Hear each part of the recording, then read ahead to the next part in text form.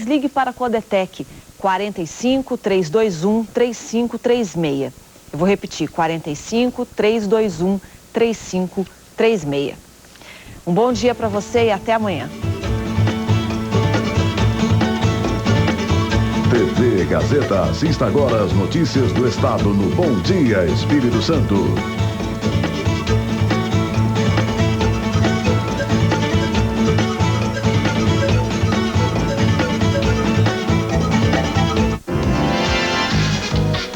É hoje, hein, gente? Tem um cara que vem aqui que imita 42 tipos de passarinho, que nem o louro faz. Com a boca, hein? Com a boca. Se ele imitar um, eu vou dar um bolinho de mortadela. Olha esse bolinho de mortadela, que delícia, Lourinho. Aí eu vou levar você, mais uma vez, para os Lençóis Maranhenses. Olha, é uma sugestão de férias ótima. Sensacional. Que hora é esse programa? 8 da manhã. Ao vivo, mais você. Bom dia, Espírito Santo. Oferecimento Colatinense Cargas. Segurança, rapidez, qualidade, tradição e transporte de cargas. Colatinense Cargas. Esse é o caminho. Pode confiar.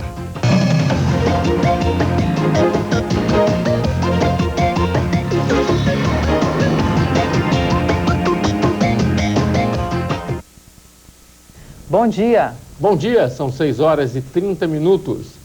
A Grande Vitória ainda sente os reflexos do temporal de segunda-feira.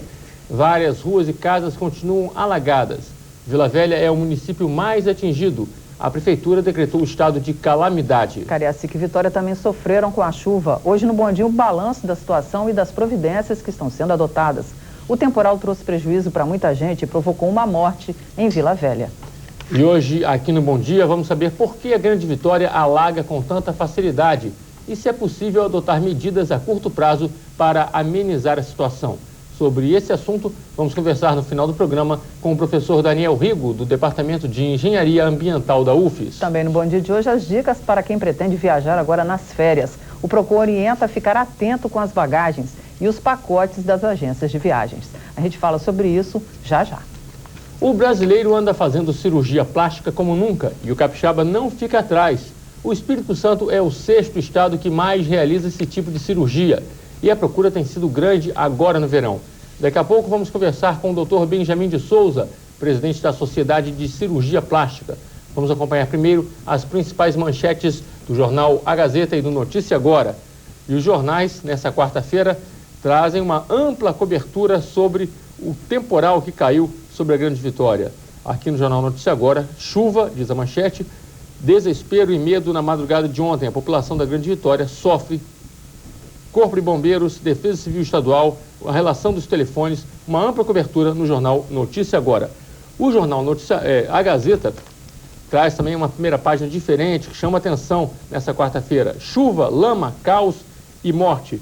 O jornal também trazendo uma cobertura completa do que aconteceu na Grande Vitória em função da tempestade. O governo multa a empresa que importou gasolina da Argentina. O governo já conseguiu uma liminar de busca e apreensão do combustível. No final da tarde, o movimento de caminhões em frente ao depósito do combustível era pequeno, mas a polícia continuava no local. E a polêmica ganhou mais um capítulo. O governo do estado aplicou uma multa à empresa que importou o combustível da Argentina. A Secretaria da Fazenda decidiu multar a empresa RJC porque ela nacionalizou o combustível e não pagou o ICMS ao estado. A operação foi feita em janeiro de 2003, mas o governo só tomou conhecimento que o imposto não foi recolhido este ano, quando a mercadoria seria comercializada. A multa foi baseada em uma resolução do Supremo Tribunal Federal. A legislação diz que o ICMS é devido no desembaraço aduaneiro de qualquer importação, em particular de combustíveis. O ICMS envolvido nessa importação é da ordem de R$4.800.000, né? E a multa poderá alcançar entre 50% e 100% desse valor, dependendo da reação do contribuinte. Para vocês terem ideia, quer dizer, R$4.800.000 de imposto representa quase, mais que o dobro daquilo que nós investimos mensalmente no ano passado. O ano passado nós investimos menos de R$2 milhões por mês. Menos de 2 milhões. Então, 4.800.000 de uma única operação de importação é um dinheiro muito grande, não é? E daí porque a nossa veemência, daí porque nós estamos defendendo com tamanho interesse essa arrecadação. O Estado está defendendo os seus interesses, nós esperamos que o contribuinte defenda o deles. Agora, nós temos plena convicção que tanto na Justiça Federal quanto na Justiça Estadual, nas instâncias superiores, o nosso ponto de vista vai prevalecer. E a seguir, vamos falar de cirurgia plástica. A procura aumentou agora no verão. Já voltamos com os detalhes. Os médicos do setor de perícia do INSS que estão em greve realizam a assembleia hoje para decidir os rumos do movimento.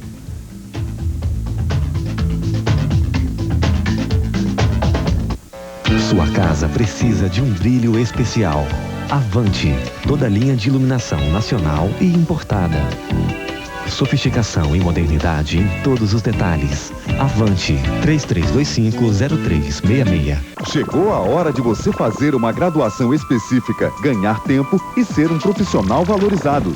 CET FAESA, Centro de Educação Superior Tecnológica. Cursos em gestão de RH, financeira, mercadológica, comércio exterior e comércio imobiliário. Conclusão em 2 anos. Inscrições até 14 de janeiro. Informações www.faesa.br e 31324077. CET FAESA. Você faz, você acontece. A Sinos é a única empresa de remanufaturamento de cartuchos para impressoras do estado com certificado de qualidade Prodifor. Sinos, cartuchos compatíveis com seu bolso.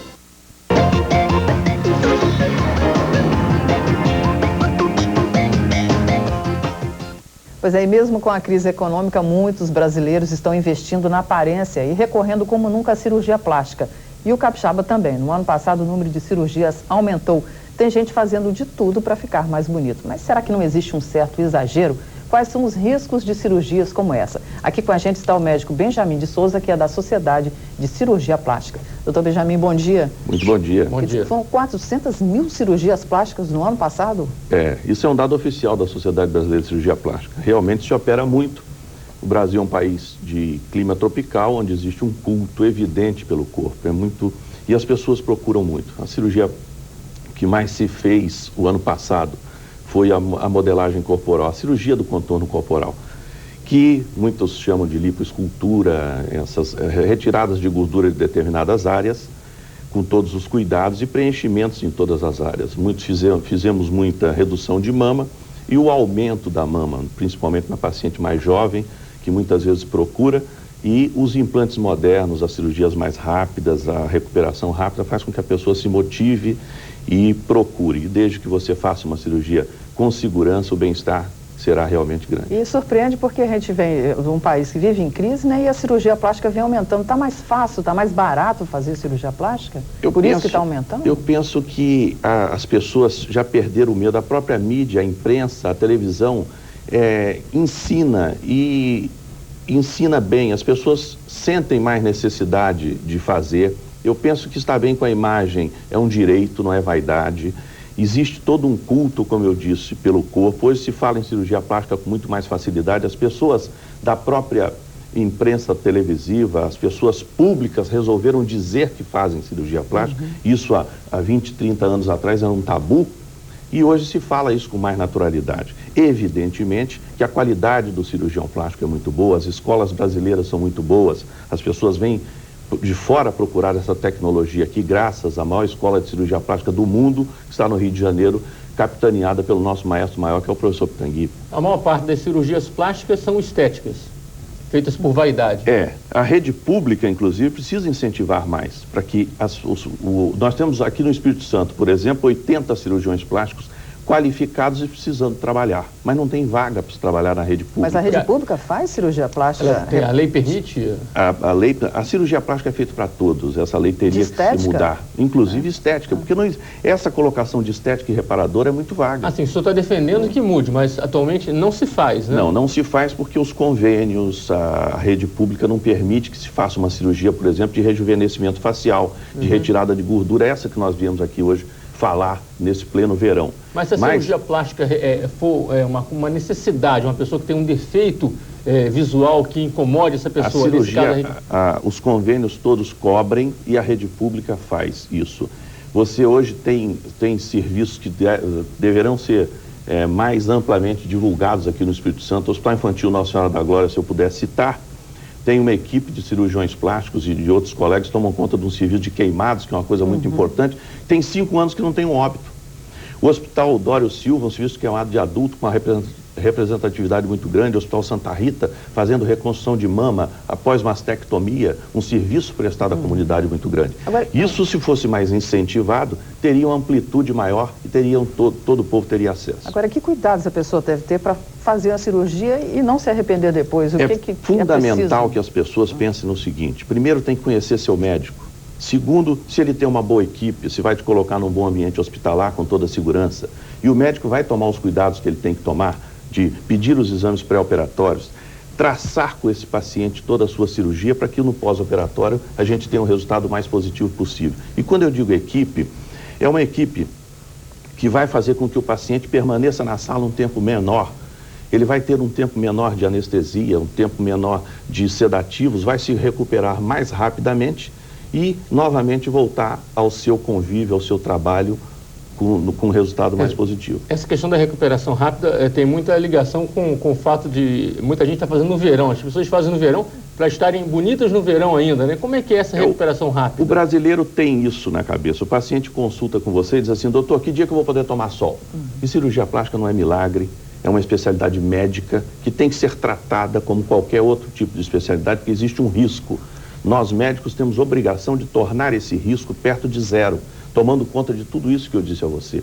Uma equipe bem treinada de bons médicos, com bons anestesiologistas, boas instrumentadoras, vai fazer com que essa cirurgia seja realizada mais rapidamente, e esse é o grande boom, a recuperação mais rápida e novamente esse paciente se reintegrar ao seu meio social. Agora a gente vê muito jovem fazendo cirurgia plástica. Se a pessoa não precisar, o médico orienta de que não precisa fazer, porque não existe um certo exagero. Sem soma de dúvida. Veja bem, o médico, a gente vai ficando mais velho, vai ficando mais medroso ou mais cuidadoso, mas o resultado faz parte do dia a dia. É fundamental que se esclareça que cirurgia plástica não é modismo, porque a moda passa e a cirurgia fica. Não existe moda de peito grande, de cicatriz mais alta, que as cicatrizes ficam. Então, o paciente tem que fazer a cirurgia plástica, sobretudo com condição de bem-estar, buscando uma boa aparência, porque isso faz parte e é um direito de cada um, mas sem qualquer tipo de exagero. Entre os médicos, há também a questão, pegando essa questão que a Marisa falou ainda, médicos que cedem à comercialização e muitas vezes estimulam o paciente a fazer. Torinho, o jovem médico, muitas vezes, talvez até pela sua pouca experiência, necessita de determinadas coisas. Às vezes, um resultado desastroso vai muito pelo afã de você dar a esse paciente um resultado mais efetivo. E muitas vezes a gente não trabalha com varinha mágica. O resultado tem que ser composto e preparado e programado antes da nossa cirurgia. Então, ok, doutor. Muito obrigado e um dado surpreendente, né? Apesar da crise, tem muita gente que está gastando dinheiro para ficar mais bonito. Eu penso que esse é o caminho. A cirurgia plástica tem que ter o acesso de todos e muito obrigado por estar aqui novamente no Bom Dia. Obrigado. Tá ok. Veja a seguir, chove no norte do estado, mas os produtores de café ainda sentem os prejuízos causados pela seca. A gente já volta com os detalhes.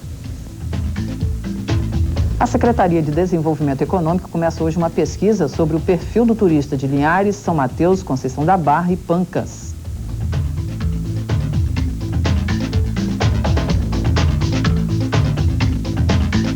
O novo Centro Empresarial Inteligente de Vitória, na Enseada do Suá. A região mais valorizada na cidade é um novo conceito em consultórios e escritórios a partir de R$ 602 mensais. Lorengi, imóveis para quem valoriza a qualidade. Um antigo conceito, seu novo conceito. Seja bem-vindo à Nova Vitória, sua concessionária Chevrolet em Vitória. Com um novo conceito em atendimento e serviços, a Nova Vitória está revolucionando o mercado. Situada na Avenida Marechal Campos, na Nova Vitória você encontra toda a linha Chevrolet com o menor preço. Venha conhecer a Nova Vitória, porque aqui nós temos o prazer em agradar você. Avenida Marechal Campos 329. Você sabia que as óticas Cachoeiro fabricam lentes Varilux há mais de 40 anos? Lentes Varilux, visão panorâmica. Garantia das óticas Cachoeiro, a ótica dos capixabas. Previsão do tempo. Oferecimento Colégio São Gonçalo. Técnico em enfermagem, técnico em segurança do trabalho, supletivo 2º grau, prova na escola.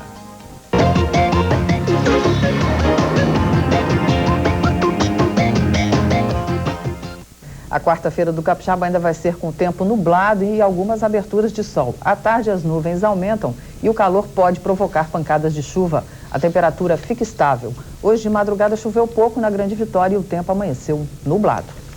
E o Instituto Climatempo alerta que pode voltar a chover forte no Espírito Santo. Os temporais são frequentes agora no verão, mas a chuva de segunda-feira não foi muito comum.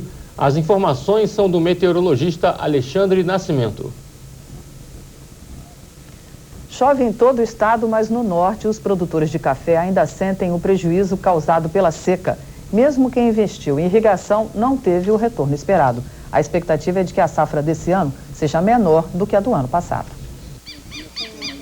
Nas lavouras de café Conilon de São Gabriel da Palha, o período é de pequenos cuidados.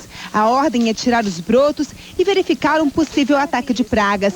Seu José cultiva café há 50 anos. Tem quase 100 hectares plantados. Nessa parte da fazenda, os grãos se desenvolveram graças à irrigação constante desde o mês de julho, no pior período de estiagem da região. Se não tiver economia, vou guardando, não toca a roça, não quebra tudo. Mas seu José não teve recursos para irrigar toda a plantação.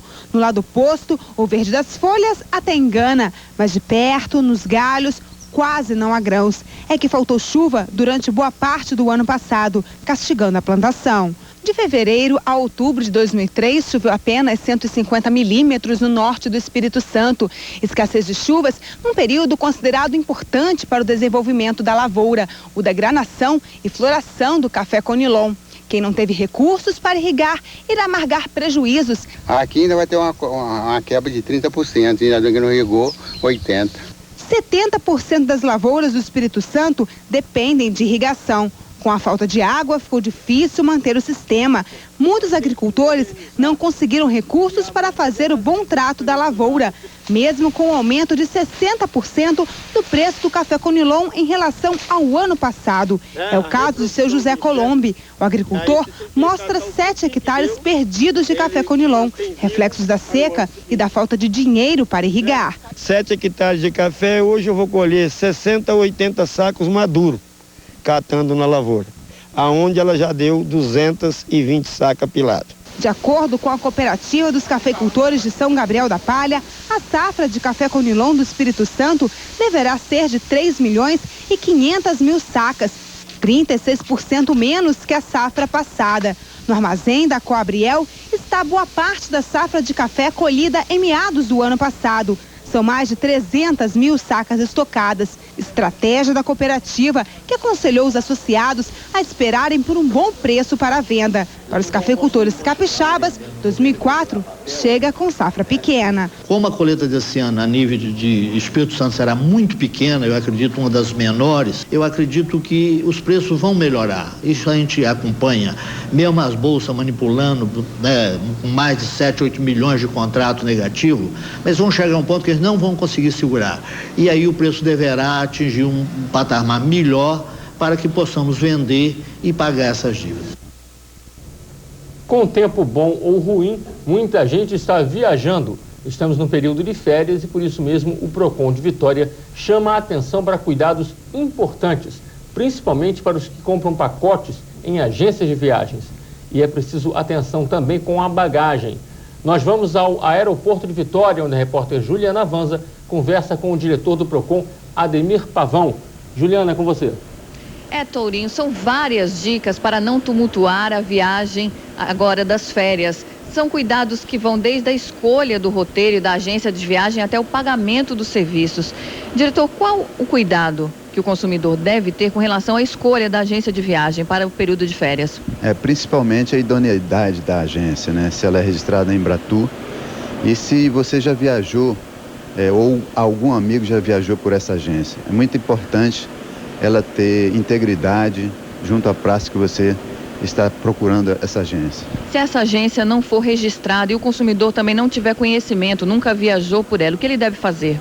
Deve procurar outra agência, porque é muito importante na hora de você pedir as indenizações, os ressarcimentos, as propagandas enganosas.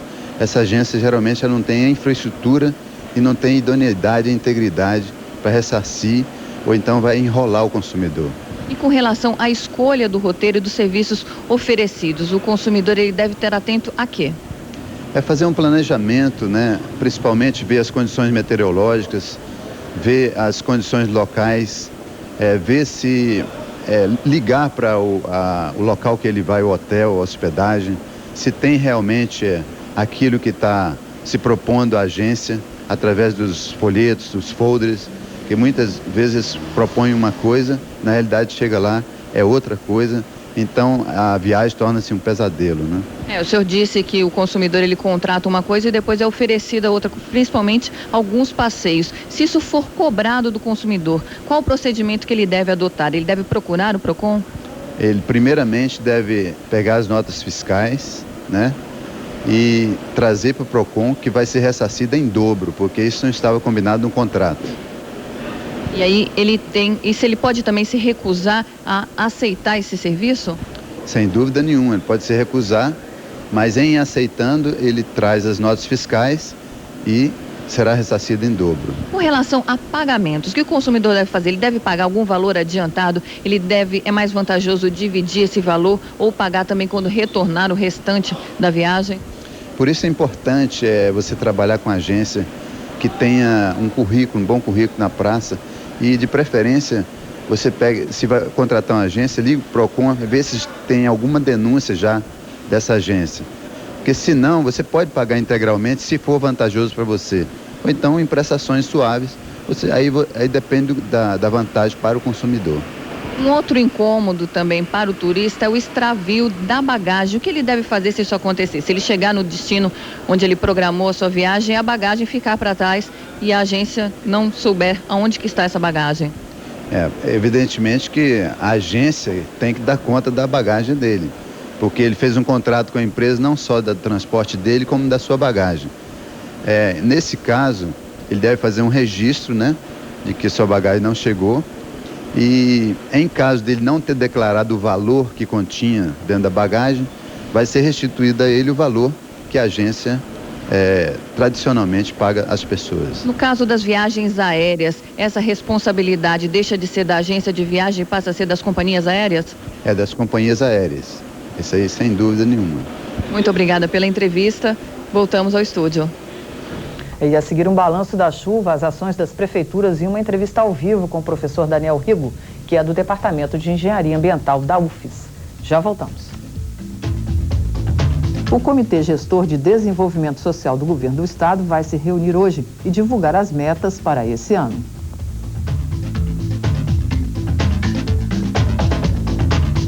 Precisando de material elétrico?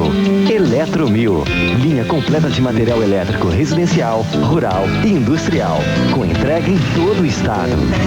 Eletromil. Mil soluções para você. Agora o Ronaldo vai mostrar como você faz para ganhar muito mais. Viu só? Vai correndo pro Carrefour. Batata 49 centavos, laranja pera, maracujá, banana nanica 48 centavos, costela bovina 2,98, óleo de soja Primor 2,18, Nescau 2,69, fralda Turma da Mônica pacotão econômico 9,99. Ofertas para quarta. Carrefour e Ronaldo, um fenômeno de economia. Carrefour, sempre o menor preço. Conheça a grande variedade de produtos da Óticas Londres. Óculos de grau por apenas R$ 89,00 ou até 5 vezes de R$ 17,80. Varilux Expert por R$ 199 ou até 5 vezes de R$ 39,80. Óticas Londres informa. Dentro de instantes. Bom dia, Brasil.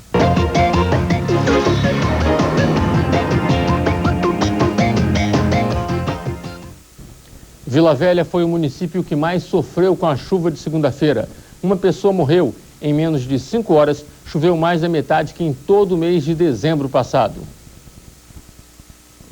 As imagens de cima impressionam. Vila Velha debaixo d'água. A chuva atingiu a Grande Vitória na madrugada desta terça-feira, mas no início da tarde, a situação no município continuava precária. O Rio Marinho transbordou. Em Cobilândia e bairros vizinhos, a água tomou conta de quintais, casas e ruas. Moradores ilhados. A principal rodovia, Carlos Lindenberg, foi tomada pela água.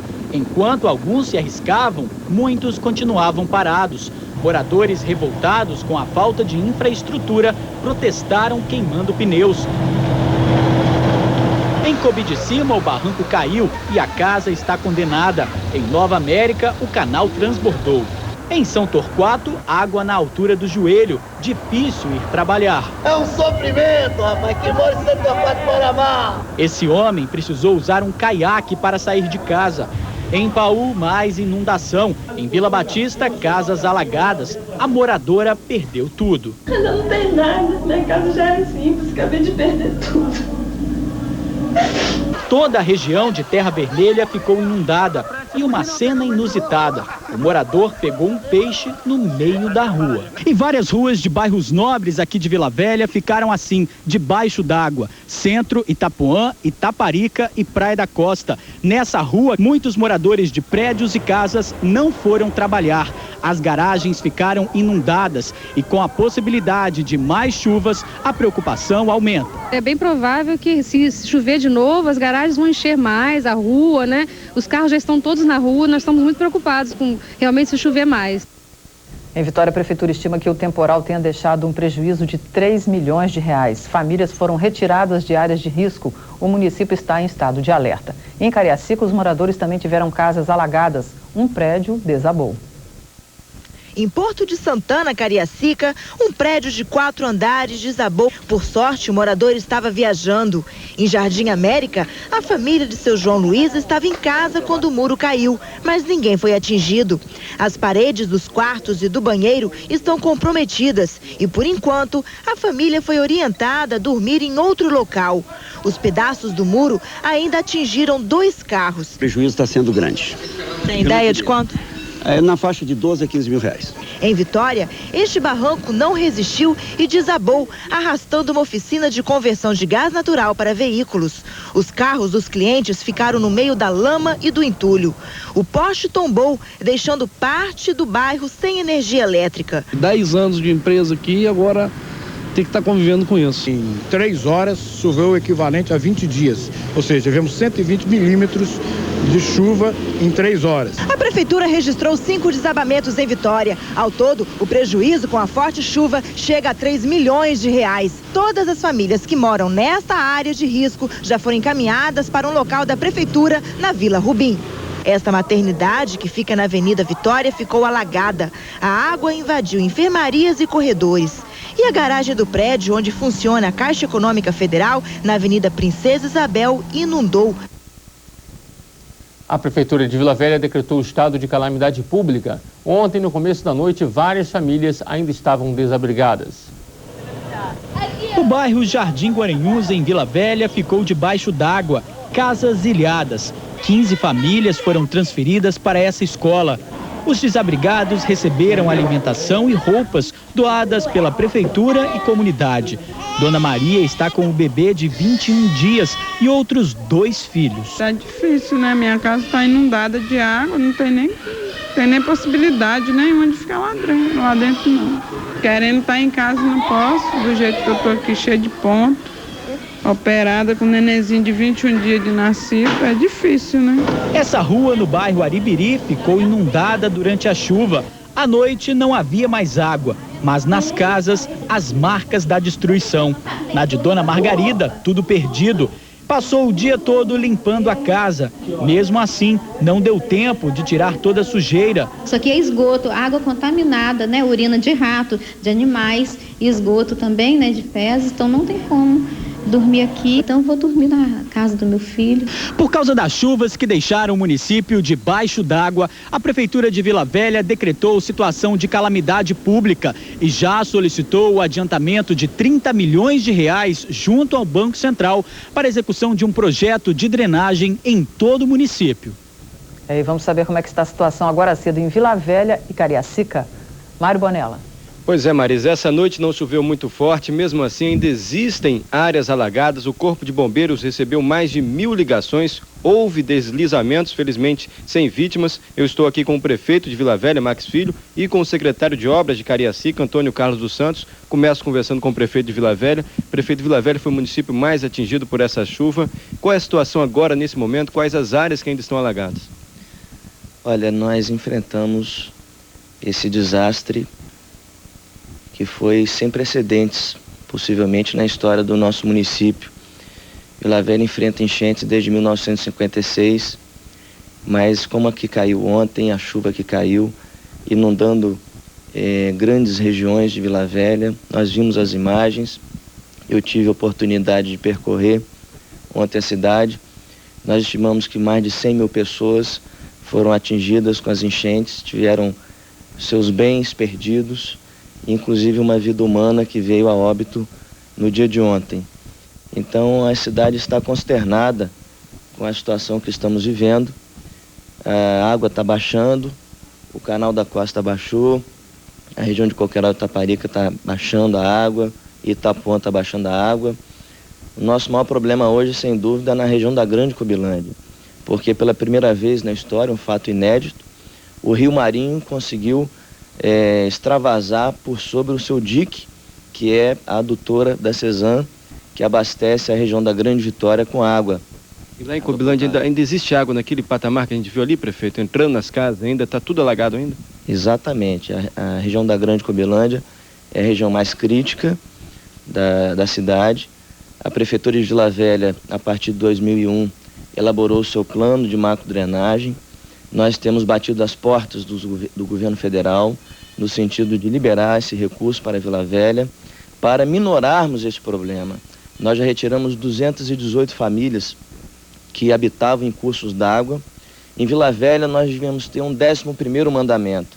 Fica proibido, é proibido invadir o curso d'água, porque as águas, em momentos como esse, demoram a vazar, porque no passado a incúria de outras administrações, ou até o estímulo de outras administrações no sentido de invadir o curso d'água, isso é um crime de lesa pátria no município de Vila Velha. Hoje nós estamos colhendo o resultado disso, e é importante que toda a cidade se una em torno desse projeto, que é estruturante para a cidade. Nós esperamos do governador do estado que reconheça a situação de calamidade pública que vive o nosso município, para que possamos buscar os recursos necessários em Brasília, porque Vila Velha sozinha não tem condições de hoje enfrentar e sair dessa situação dramática que todos nós estamos vivendo. O senhor está pedindo aí 30 milhões, esse é o prejuízo de Vila Velha que o senhor está pedindo aí ao Banco Central, 30 milhões para... Dá para acertar tudo com esse dinheiro? Não, nosso plano de macrodrenagem, que está na Caixa Econômica e está aguardando na fila do Banco Central, no Cisbacen, ele totaliza cerca de hoje, a valor atualizado, cerca de 80 milhões de reais. Só que nós estamos pedindo 30, que é a capacidade de endividamento do município de Vila Velha. Agora, com essa chuva, o prejuízo foi de quanto, prefeito?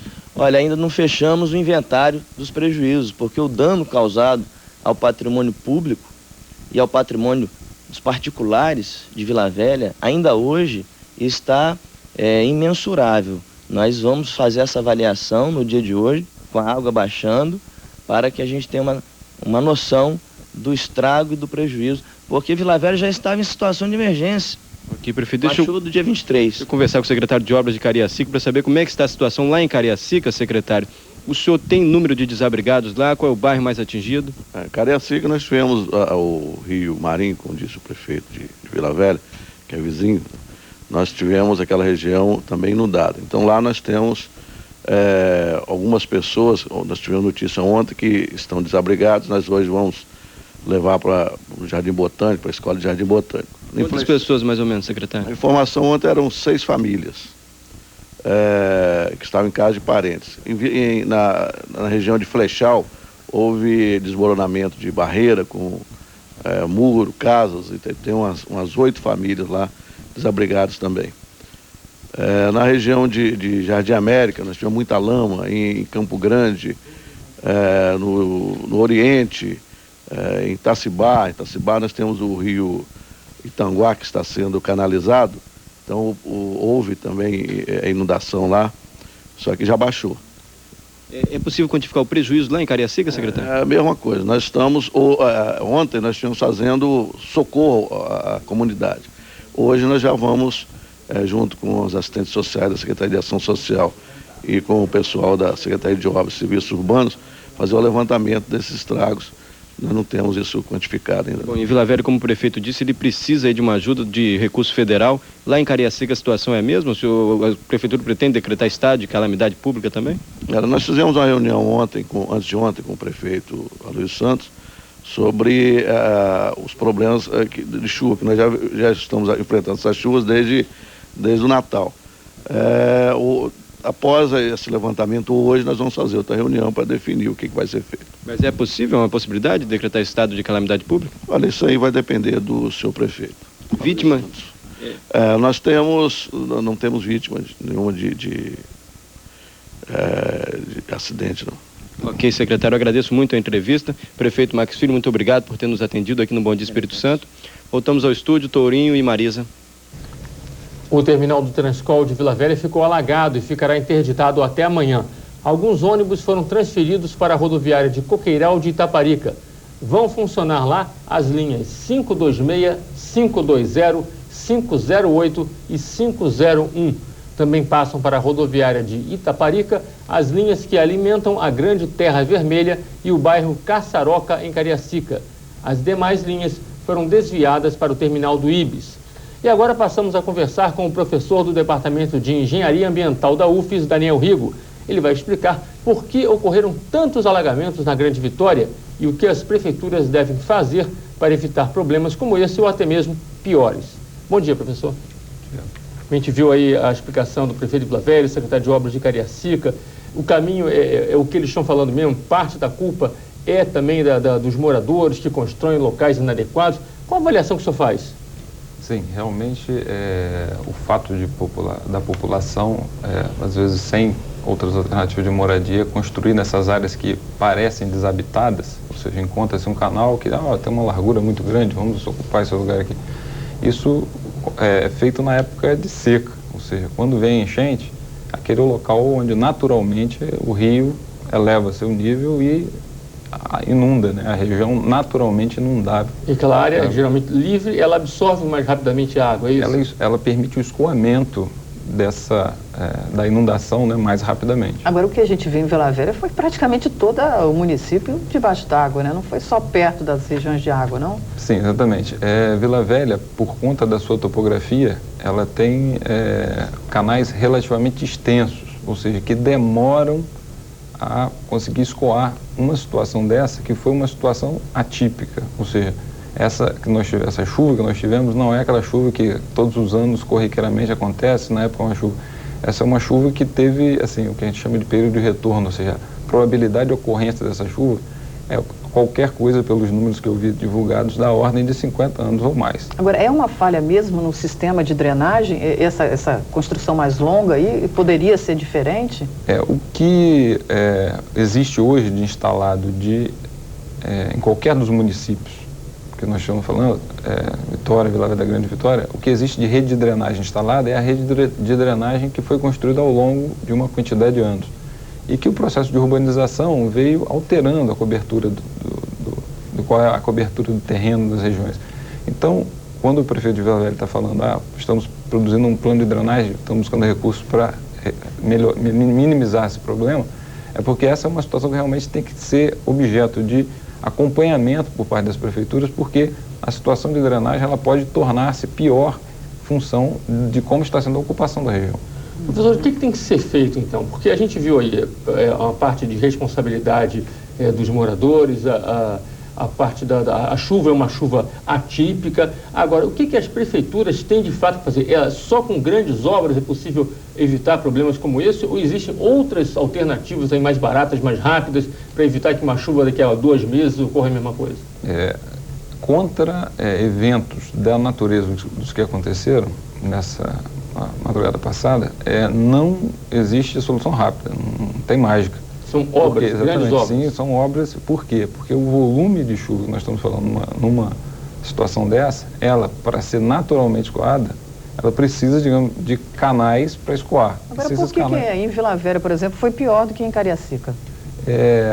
Ou em Vitória? O que possivelmente aconteceu foi que nós tivemos mais chuva, talvez, em Vila Velha do que Vitória ou Cariacica. A impressão que a gente tem é que choveu igual, né? Exatamente. Mas o que nós temos de medição, quando é anunciada, é uma medição que é feita no posto de Vitória, que é o posto do INEMET que existe em Vitória. Então, o que nós podemos ter tido, sim, pode até ter chovido mais em Vila Velha do que nos outros municípios. Mas, então, a questão das obras, o que tem que ser feito, então? A prefeitura tem que construir canais novos de apoio aos canais já existentes, estações de bombeamento? O que deve ser feito? As soluções técnicas para isso passam sempre por essa situação.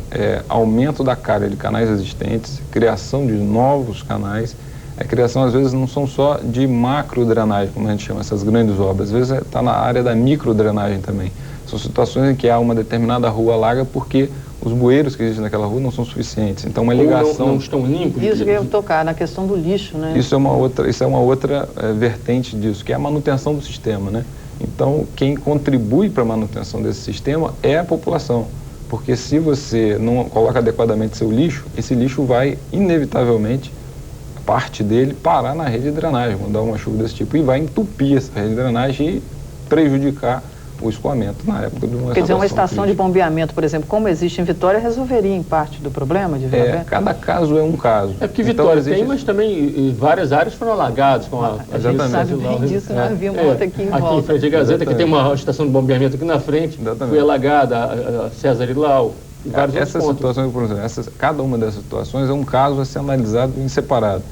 Por exemplo, essa situação de Vitória, foi alagada a região que é próxima à estação de bombeamento. Por quê?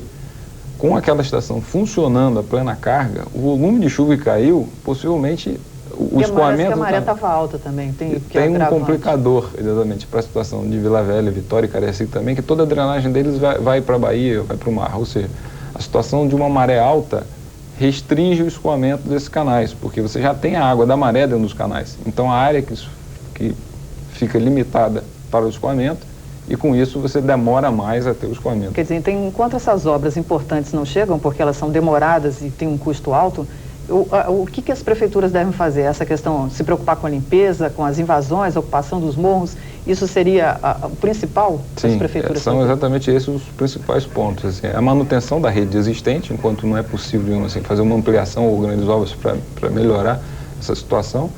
E, do ponto de vista de encostas, é monitoramento dessas encostas dos locais possíveis, né, de ter deslizamento. Ok.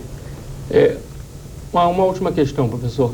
Nesse momento, por exemplo, a chuva parou, mas existem muitos bairros alagados. Existe alguma engenharia ambiental que facilite a escoação dessa água numa situação emergencial, construção de pequenos canais, alguma coisa pode ser feita? A maneira mais fácil de tentar minimizar essa situação é através de sistemas auxiliares de bombeamento, ou seja, são sistemas autônomos que normalmente utilizam, são bombas que têm motores movidos normalmente a diesel, alguma coisa desse tipo, que são utilizados para fazer transposição mais rápida dessas áreas, mas não são fáceis de serem feitas, porque são fáceis do ponto de vista executivo, você tem os equipamentos disponíveis e extensão de tubulação suficiente, você pode criar isso. Mas dada a extensão da região que estão sendo atingidas, entendeu? Há uma dificuldade por causa da extensão das áreas. Ok, professor Daniel Rigo, muito obrigado pelas informações aqui no Bom Dia. E agora o futebol. O Brasil estreia hoje contra a Venezuela no pré-olímpico do Chile em busca de uma vaga nas Olimpíadas de Atenas e da inédita medalha de ouro. Dos 11 pré-olímpicos já realizados, o Brasil venceu 7, mas jamais ficou com a medalha de ouro olímpica. O máximo que conseguiu foi a prata, nos Jogos de Los Angeles em 84 e Seul em 88, e o bronze em 96 em Atlanta.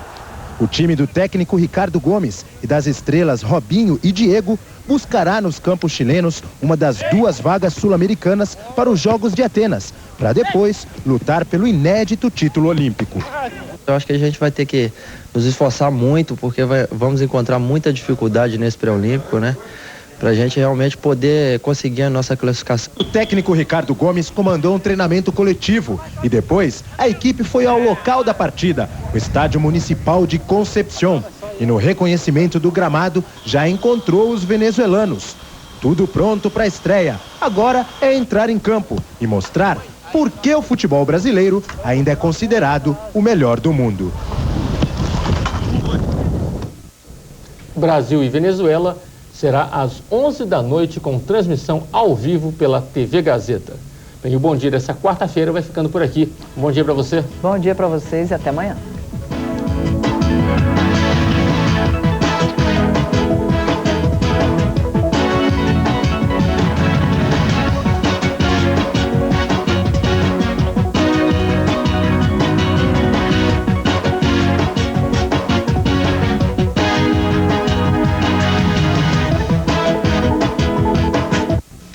Dia Espírito Santo. Oferecimento Colatinense Cargas. Segurança, rapidez, qualidade, tradição e transporte de cargas. Colatinense Cargas. Esse é o caminho. Pode confiar. Um dia eu tava saindo de uma produtora e tava indo pegar meu carro no estacionamento. Eu tava falando no celular quando eu reparei que tinha um menino me seguindo. Sabe esses meninos de rua? Eu fiquei meio tensa, andei mais rápido e o menino andava mais rápido atrás de mim. Aí chegou uma hora eu falei assim, não, vou parar, vou ver o que esse menino quer. Quando eu olhei pra trás, ele tava com a minha carteira na mão, que eu tinha deixado cair, e tava querendo me devolver. Assim, esse pequeno gesto dele mexeu comigo. Eu comecei a reparar a importância de você fazer algo por alguém sem esperar nada em troca. Pelo Code e diga que está pensando em abrir uma conta. Bem